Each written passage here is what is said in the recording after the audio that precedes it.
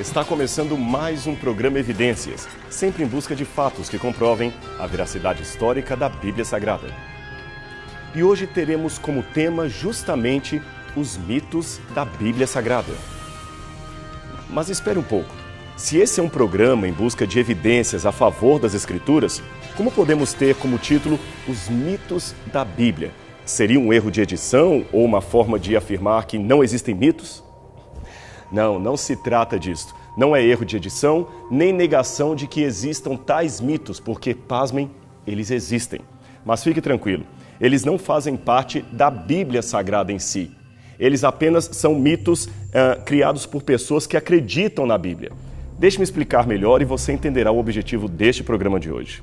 Por muitos e muitos séculos, ataques racionais internos e externos sempre fizeram parte da história da Igreja cristã. Porém, nesses últimos dias, os questionamentos têm ficado cada vez mais aguçados.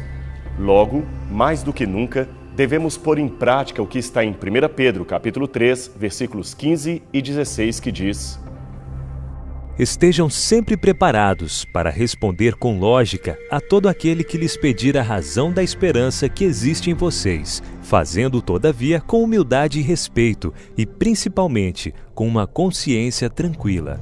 1 Pedro 3, 15 e 16.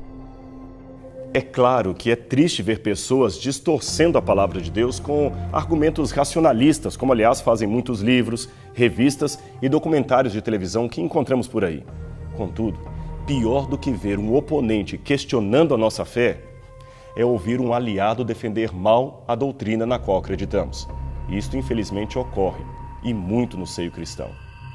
A internet, com a rapidez de comunicação que lhe é própria, tem sido um meio de divulgação de mensagens falsas que aparentam estar apoiando a fé na Bíblia Sagrada, mas, na verdade, representam um verdadeiro cavalo de Troia e devemos estar atentos a isto. Com relativa constância, muitos recebem e-mails acerca de supostos achados arqueológicos que estariam confirmando a historicidade da Bíblia. São descobertas fabulosas, como as ruínas de Sodoma e Gomorra, rodas das carruagens de Faraó debaixo do Mar Vermelho, a Arca da Aliança revelada em Jerusalém, a Arca de Noé petrificada na Turquia, a rocha que Moisés feriu em Meribá e outras. Esses achados seriam fantásticos se fossem verdadeiros. Mas não são. São verdadeiros mitos da Bíblia, mas não propagados pela Bíblia, como já dissemos, e sim por aqueles que dizem acreditar nela. Nesse programa de hoje, vamos então mostrar alguns desses falsos achados na tentativa de apresentar que, se a Bíblia é, como acreditamos, a palavra de Deus e um verdadeiro testemunho da história, nós não precisamos recorrer a notícias sensacionalistas para defender a sua veracidade. Basta ficar com o que temos de correto, sério e defensável. Não fabriquemos evidências que não existem. A verdade não se tornará mais verdadeira pelo exagero com que a defendemos. Pelo contrário, tal tipo de defesa pode criar um empecilho para que muitos se voltem para ela. E mais, esperamos que com essa apresentação, você que acredita na Bíblia, ajude a desmentir esses boatos com a mesma energia que procuraria desmentir os ataques à palavra de Deus. E para aqueles que não acreditam na Bíblia, fica o recado de que não precisamos de fantasias para defender a Deus. Temos razões suficientes para fazê-lo sem a necessidade de recorrer a mitos. Ainda que alguns, é claro, inadvertidamente façam isto mesmo dentro de algumas igrejas cristãs. No final, daremos algumas dicas de como diferenciar uma verdadeira evidência a favor da Bíblia de uma boataria internética. Mas antes, vamos conhecer alguns dos mais famosos mitos divulgados pela internet. E que tal começarmos pela suposta conversão de Charles Darwin, o pai do evolucionismo? O relato da suposta conversão de Darwin foi escrito no livro Vozes no Limiar da Eternidade, escrito pelo religioso John Mayers para provar a imortalidade da alma. O livro baseia-se no depoimento de uma outra religiosa mística chamada Elizabeth Reid. Ela é mais conhecida com o título de Lady Hope. Hope afirma que visitou Darwin nesta casa conhecida como Down House, onde ele estaria vivendo seus últimos dias de vida em 1882. Seu depoimento prossegue dizendo que Darwin não apenas rejeitou formalmente a teoria da evolução, como converteu-se a Cristo. O Dr. James Moore, um dos maiores biógrafos de Charles Darwin, fez uma detida pesquisa acerca deste assunto em coautoria com outro autor, Edward Caldwell. Ambos chegaram até a admitir a possibilidade de que a mística Lady Hope houvesse mesmo visitado o cientista a pedido ou com a aprovação de sua esposa Emma, que por sinal era crente em Deus e nas Escrituras. Isso teria ocorrido em qualquer data entre 28 de setembro e 2 de outubro de 1881, quando Francis e Henrietta, os filhos de Darwin, estavam ausentes da fazenda. Mas os fatos negam qualquer outro elemento adicional que comprove a dita conversão do naturalista. Segundo a pesquisa, a própria esposa de Darwin, Emma, estaria presente e, como era cristã devota, seria a primeira a vibrar com uma possível conversão do marido, ainda que fosse na hora da morte. O silêncio da esposa de Darwin é outro e forte indício de que tal conversão provavelmente nunca aconteceu. O Dr. Moore encontrou ainda evidências biográficas de que Darwin realmente não apreciava que ateus usassem as suas ideias para negar a existência de Deus. Talvez isso fosse por respeito à fé de sua esposa ou por outra razão. Por exemplo, Darwin se dizia agnóstico em relação à existência de um Criador. Embora a morte prematura de uma filha parece ter, de algum momento, selado a devoção de Darwin em relação a Deus, mas este é assunto para um outro programa. Seria errado classificar Darwin como ateu. Talvez o mais correto seria chamá-lo de agnóstico. Seja como for, para ele, o Criador, afinal de contas Darwin não abandonava a possibilidade de um Criador, teria trazido a criação através da evolução. Ou seja, se existe um Deus, dizia Darwin, ele usou a evolução para trazer a vida à existência. Henrietta, a sua filha, o descreveu numa biografia póstuma como um humanista e anglicano.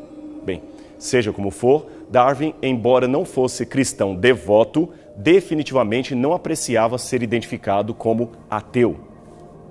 Aliás, ele mesmo fez, em vida, arranjos para ser sepultado no cemitério da igreja de Down, embora no final o seu corpo acabou sendo levado para a abadia de Westminster, onde permanece até hoje. Mas veja, quanto a uma retratação pessoal ou uma conversão mediante um estudo mais aplicado das Escrituras, não temos, em definitivo, nada que sustente estas alegações.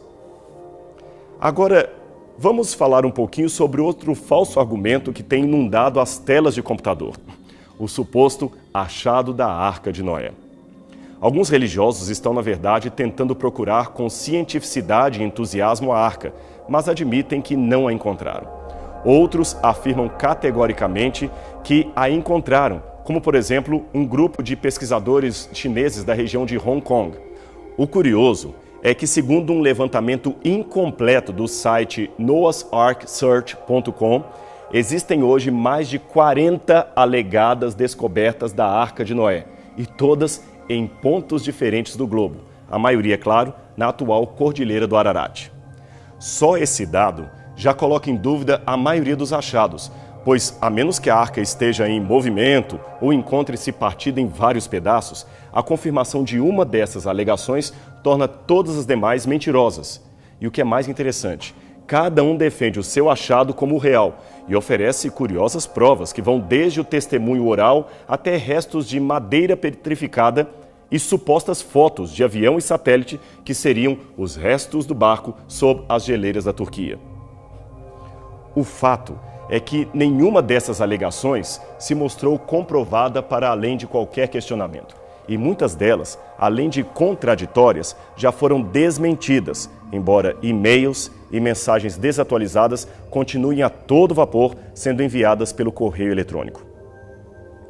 No caso dos chineses que relacionamos no começo, o Dr. Randall Price, um arqueólogo sério com formação em Israel e que no começo havia ficado entusiasmado com as pesquisas do grupo, resignou a sua posição no projeto e afirmou numa entrevista à Fox News que passou a nutrir fortes suspeitas de que tudo não passaria de uma farsa. Em primeiro lugar, afirmou ele, um monte de coisas suspeitas envolvendo a arca tem acontecido naquela região do globo. Ademais, a exploração comercial e turística, envolvendo guias curdos, aumenta a suspeita de que algo estaria errado em relação a este suposto achado da arca. Hoje, o Dr. Price prefere esperar para ver antes de acreditar que realmente estamos diante de um achado real e não de alarmes falsos. Veja também este exemplo. Esta foto foi tirada de um avião que sobrevoava outra área da região diferente do local apontado pelos chineses no Ararat. Por muitos anos, essa foto foi mostrada como uma forte evidência de que ali, sob o gelo, estariam os restos da Arca de Noé. Esta outra foto, segundo alguns, tirada por um satélite espião, parece ainda mais convincente. Veja o formato navicular do objeto. Ora, o problema com essas duas fotografias e outras formações semelhantes é que todas elas foram encontradas em pontos diferentes do Ararat e muitas formações como esta foram fotografadas. E se aquela formação é a arca, por que as outras formações também não seriam? Veja, até hoje, nada, absolutamente nada de concreto foi apresentado provando que qualquer daquelas formações rochosas ou sombras sob o gelo fosse mesmo um barco construído por mãos humanas e não apenas uma formação glacial ou rochosa. Nem mesmo os últimos relatos obtidos com o uso de satélites pôde dizer com absoluta precisão do que se trata. Na dúvida, é melhor não fazer afirmações categóricas que demandem uma retratação posterior. Apenas para esclarecer, é claro que acreditamos que houve um dilúvio universal, assim como a Bíblia apresenta, disso não temos dúvidas. Existem fortes evidências geológicas, aliás, evidências de sobra, para afirmar um catastrofismo mundial ocorrido no passado através da água. Mas a Arca de Noé, esta até hoje não foi encontrada. Tal evidência arqueológica, se houver, isto é, se ainda existirem restos da arca desaparecidos por aí, só o futuro nos dirá. Falando em dilúvio, existem ainda outras alegações do achado de supostos gigantes pré-diluvianos.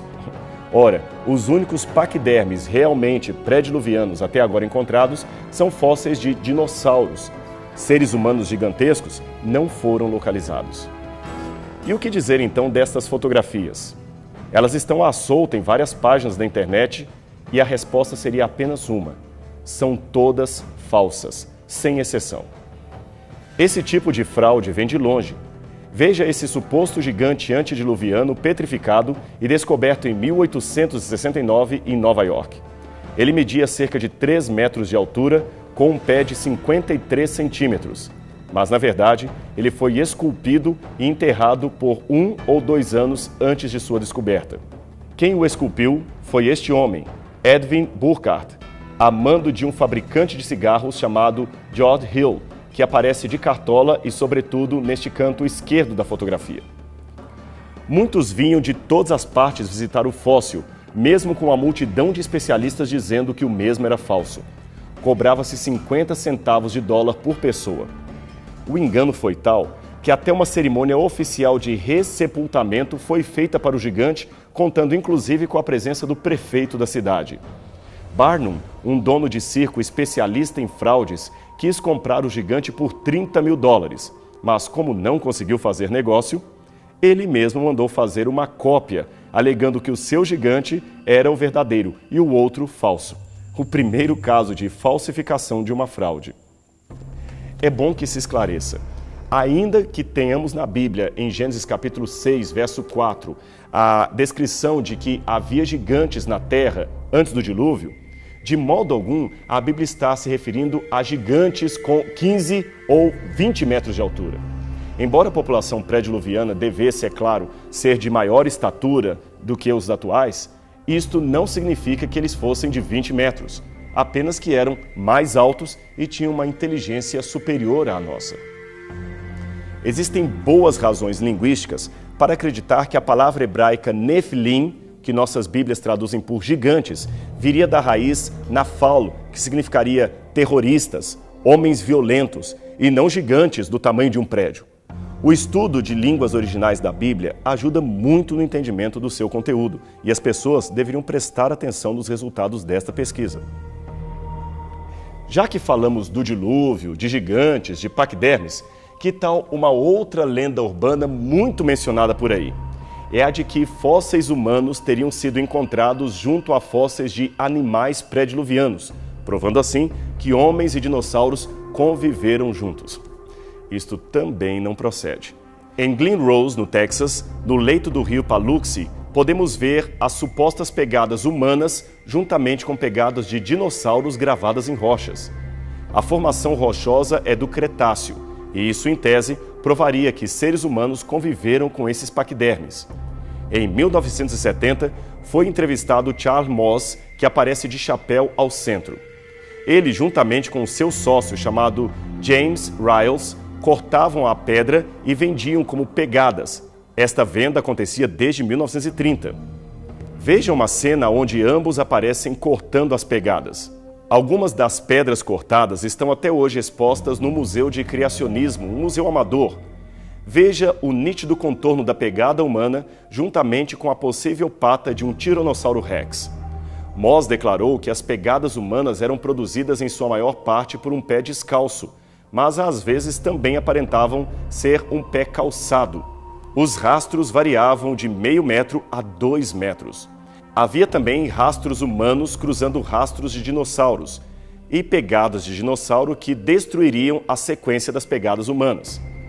A escavação destas pegadas indicou uma camada inferior comprimida, como seria de se esperar. Mas o que se sabe hoje, com certeza, é que pelo menos algumas das pegadas de dinossauros parecem ser verdadeiras, mas as pegadas humanas foram desonestamente talhadas na pedra. Infelizmente, não teremos tempo para mostrar outras lendas urbanas criadas em nome de Deus, mas se o fizéssemos, teríamos muitos outros casos, como por exemplo, os falsos relatos do achado da Arca da Aliança, as tais rodas do carro de Faraó supostamente encontradas no fundo do Mar Morto. Tudo isto não passa de invencionice.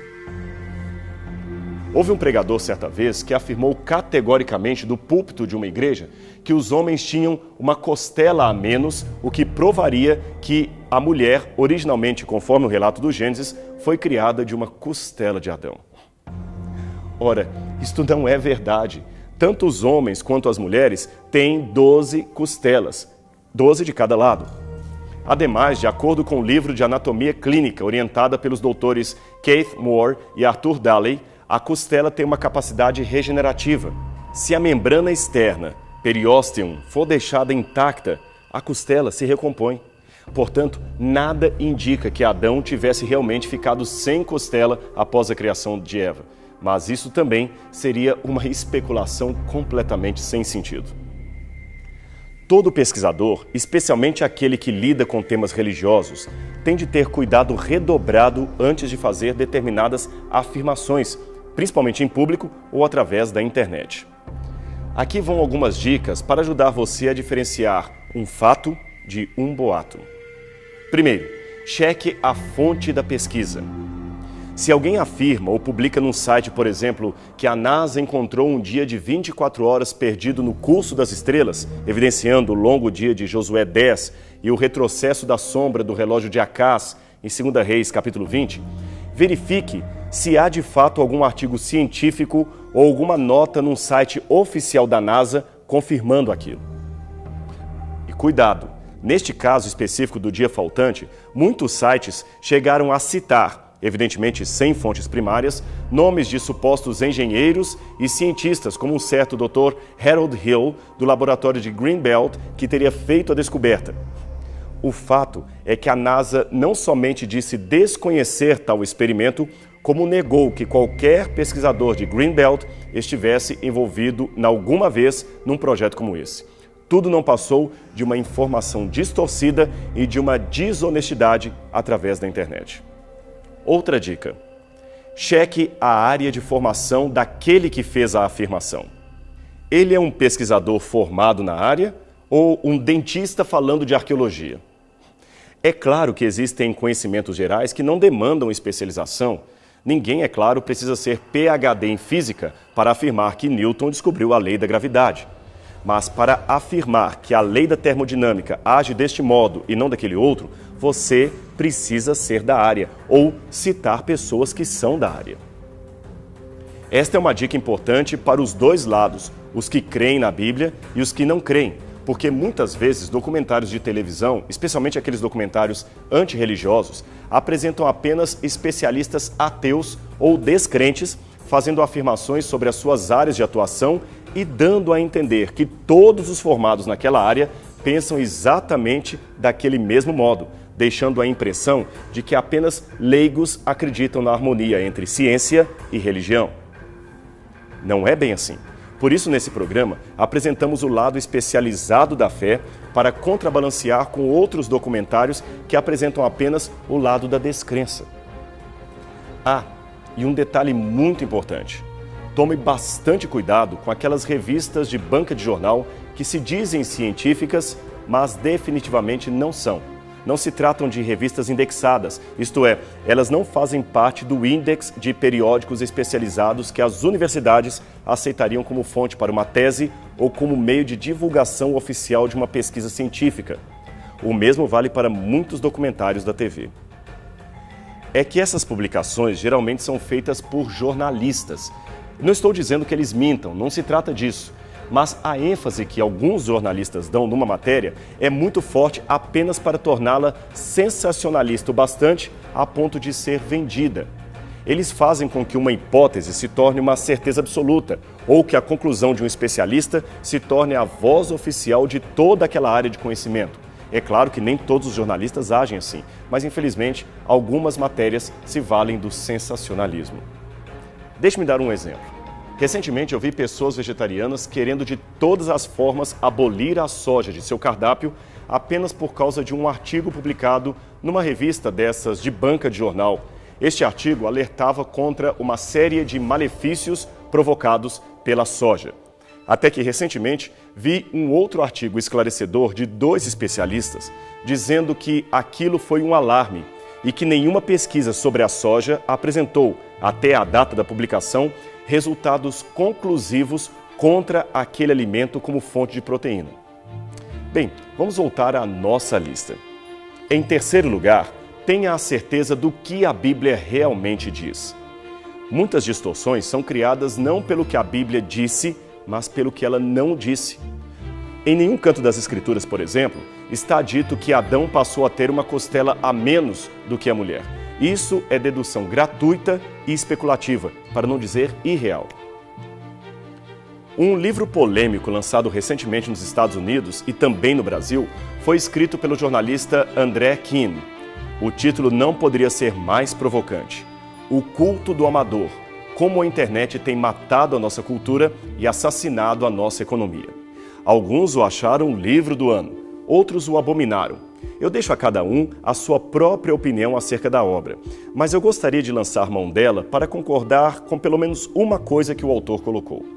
Estamos de fato entrando numa era em que especialistas em nada estão fazendo afirmações sérias e errôneas, especialmente sobre assuntos religiosos, e os crentes deveriam estar alerta. Agora, por lógica e ética, eu não posso deixar de fazer menção ao programa Evidências que nós temos aqui. Embora procuremos pautar a nossa fidelidade de todas as informações e busquemos mais os assuntos que estariam dentro das especializações cursadas pelo apresentador, não é o nosso objetivo aqui neste programa pensar por você ou determinar aquilo no qual você deve acreditar. Apenas apresentamos, como o próprio nome diz, evidências. Cabe agora a você checar se elas são ou não verdadeiras e tomar a sua decisão a favor ou contra a palavra de Deus. Apenas um detalhe: querer ficar neutro já é uma decisão, infelizmente contrária aos ditos de Deus. E neutralidade não é uma boa coisa no dia do juízo final. Para os cristãos, vale a pena seguir o conselho que está em 1 Timóteo, capítulo 1, verso 4, onde Paulo nos alerta quanto àqueles dentro da igreja que se ocupam de fábulas, promovendo discussões que estão mais a serviço de Satanás do que de Deus. Pedro também afirma, quase num tom de desabafo, que ele e os apóstolos não nos deram a conhecer o poder da vinda de Cristo seguindo fábulas engenhosamente inventadas. Pelo contrário, eles falaram daquilo que foram testemunhas. Isto estaria em 2 Pedro, capítulo 1, verso 16. Aliás, voltando a citar Paulo, ele também fez um prognóstico antes de seu martírio que bem descreve o tempo em que vivemos e nos mostra que este problema já estava acontecendo desde os primeiros tempos do cristianismo. Veja o que Paulo escreveu. Haverá tempo em que muitos não suportarão a sã doutrina. Pelo contrário, cercar-se-ão de mestres segundo as suas próprias cobiças, como que sentindo coceira nos ouvidos, e se recusarão a dar ouvidos à verdade, entregando-se às fábulas. Tu, porém, sê sóbrio em todas as coisas. 2 Timóteo 4, 13, 4. Ser sóbrio em tudo, inclusive na forma de defender a verdade. Que sábio conselho de Paulo.